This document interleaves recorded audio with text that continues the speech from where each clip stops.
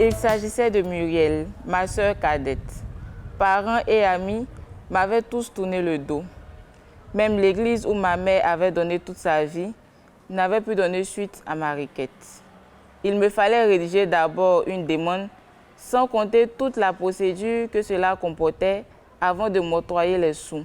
C'était vraiment dommage.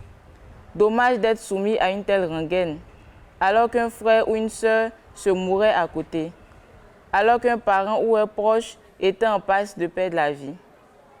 La vie était ainsi faite avec son corollaire de mauvais gens qui hantaient nos églises. Sinon, où était passé ce amour sacré du prochain qui constituait le levier de la croyance en Dieu? Je suis Seka Donald Lorraine, je suis attachée des greffiers parquets, je suis écrivaine, je suis ivoirienne. Aujourd'hui, je vous présente mon œuvre qui s'intitule Le Bédou Magique. Le Bédou Magique, c'est une œuvre romanesque. C'est ma première œuvre publiée et parue en 2017 aux éditions Plume Habile Éditions.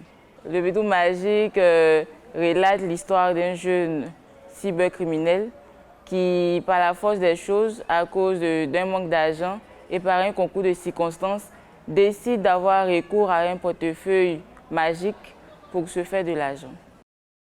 Avant d'être dans les fonctions d'attaché des greffiers parquets, j'étais étudiante en droit et je résidais dans la commune d'Abobo.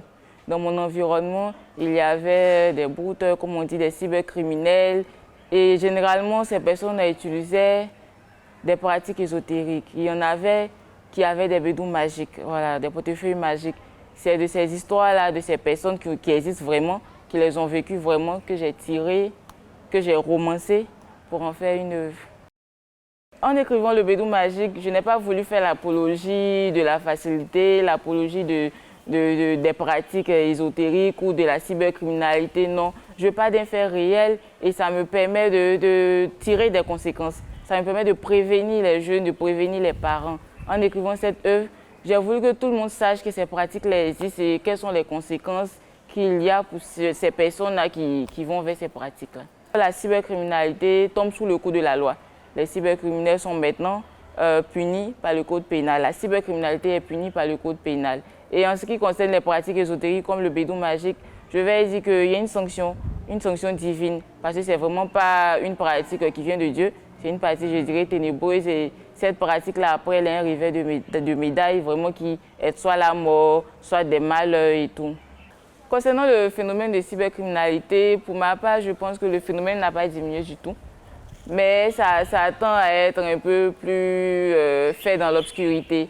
Avant, ces personnes-là se montraient au monde. Avant, ces personnes-là n'avaient pas peur de dire qu'elles sont des cybercriminels, des brouteurs, comme on dit en Côte d'Ivoire. Mais depuis que ça tombe sous le coup de la loi, depuis que des personnes sont jugées pour ces méfaits-là, ces personnes ont tendance à se cacher sous d'autres noms, opérateurs économiques, jeunes débrouillards, entrepreneurs. Vraiment, ils ont tendance à ne plus s'auto-proclamer cybercriminels.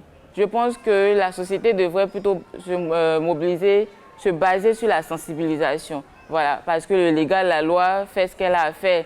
Mais vu que maintenant, il y a de nouvelles méthodes pour ne plus montrer qu'on est cybercriminel, c'est dans les familles que tout doit passer. Les parents qui doivent observer leur enfant. L'enfant, il ne travaille pas, il ramène de l'argent. Vous devez faire attention, essayer de le sensibiliser, de le conscientiser, si on peut le dire ainsi. Donc, je pense que maintenant, tout doit passer de la société. Chacun doit être un gardien pour l'autre.